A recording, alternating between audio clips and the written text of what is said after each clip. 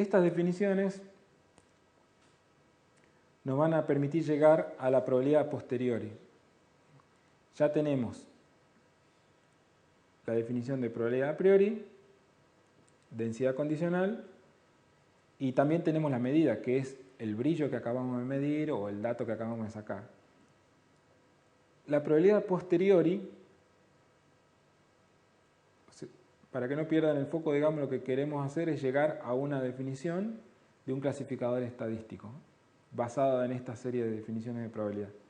Entonces la probabilidad a posteriori, y acá cambia la notación, es de la clase, dada la muestra, es qué probabilidad tengo de que la muestra que acabo de sacar sea de clase 1, clase 2 o clase C.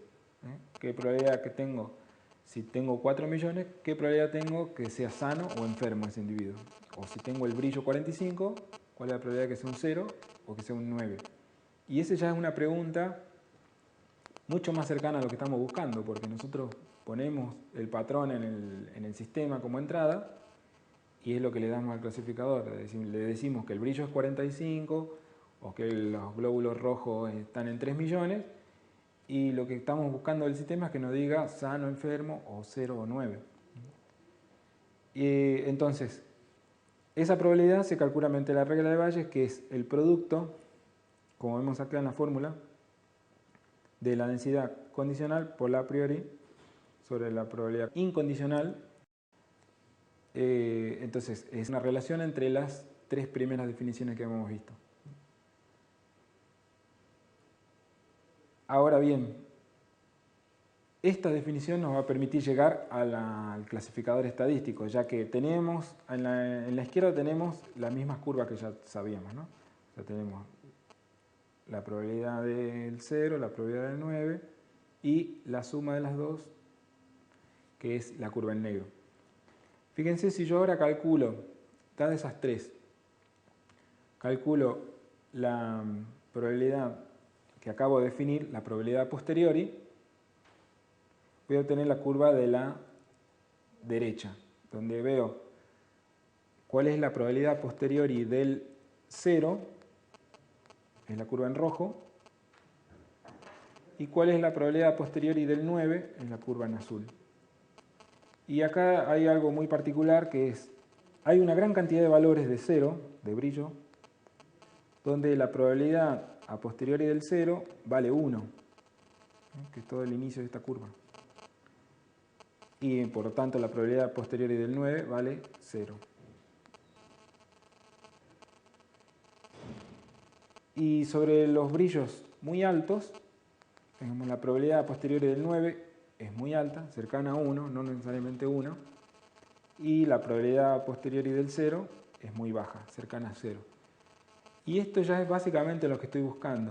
Es decir, si se acuerdan de las funciones discriminantes, y qué es lo que buscábamos cuando decíamos g sub 0 mayor a g sub 9, acá estamos teniendo una función definida por una probabilidad que es mayor a la otra para todos los brillos que corresponden a los ceros.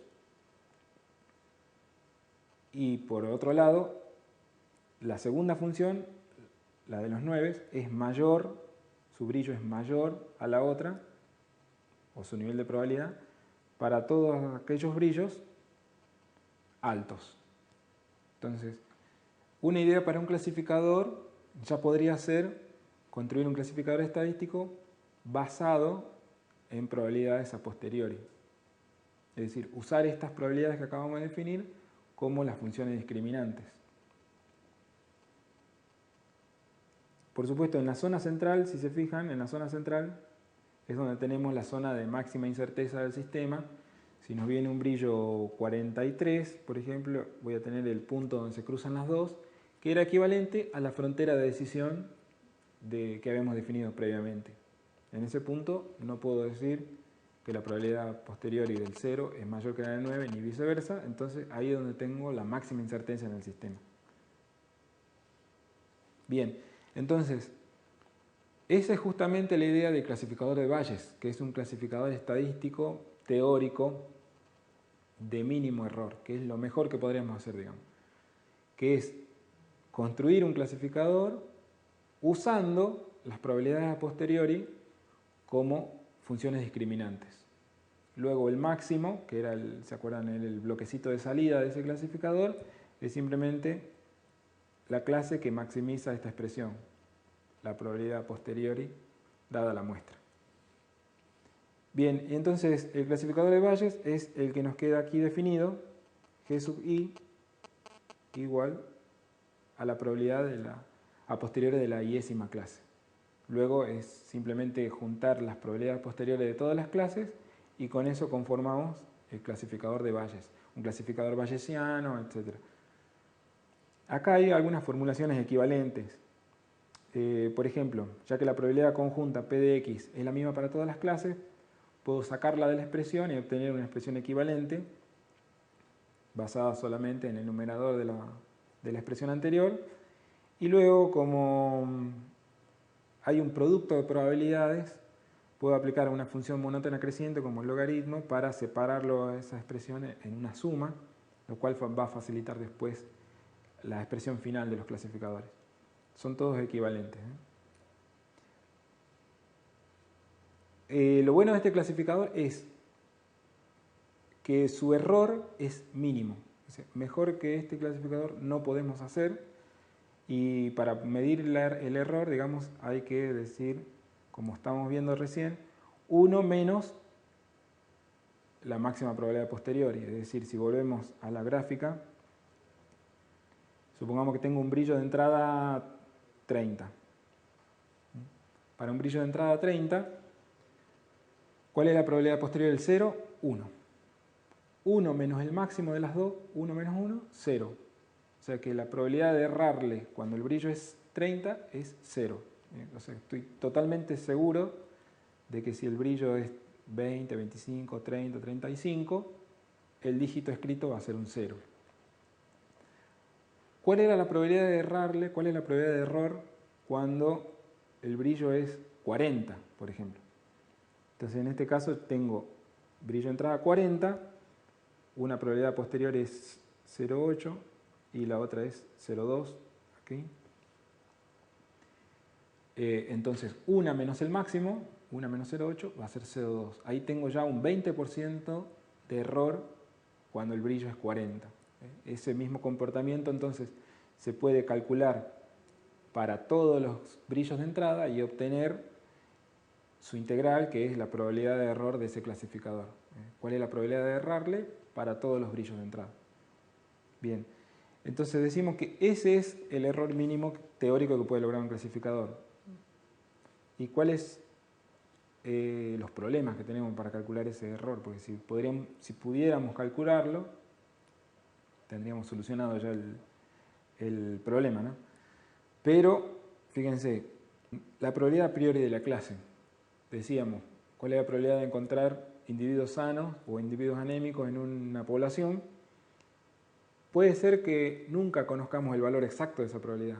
Podemos conocer un valor aproximado levantado de la muestra que tenemos, de la población que tenemos, pero si esa misma muestra la hacemos en otra región del mundo, por ejemplo, puede ser que la probabilidad a priori cambie porque la población es naturalmente más anémica por cuestiones de salud propia, ¿no? Entonces, esa probabilidad a priori, que antes la conocíamos muy simple como la razón entre las clases, ahora ya podemos desconocerla. Y lo segundo es que la probabilidad condicional, que es la probabilidad de X dada la clase, decíamos, cómo se distribuyen las muestras sabiendo que los individuos son sanos o sabiendo que los individuos son enfermos, también podemos llegar a desconocerla, porque si hacemos el histograma, por ejemplo, con 1000 individuos y mañana sumamos 10 individuos más de la población de al lado, ese histograma puede cambiar en función de esos individuos. Entonces, esa probabilidad condicional también puede llegar a ser desconocida, con lo cual nos empiezan a faltar ya los factores que nos van a permitir calcular justamente la probabilidad posteriori. Nos van a faltar justamente los dos factores que están en el numerador de esa expresión, y con lo cual se llega a la imposibilidad práctica de generar o de crear un clasificador bayesiano basado en esta probabilidad a posteriori.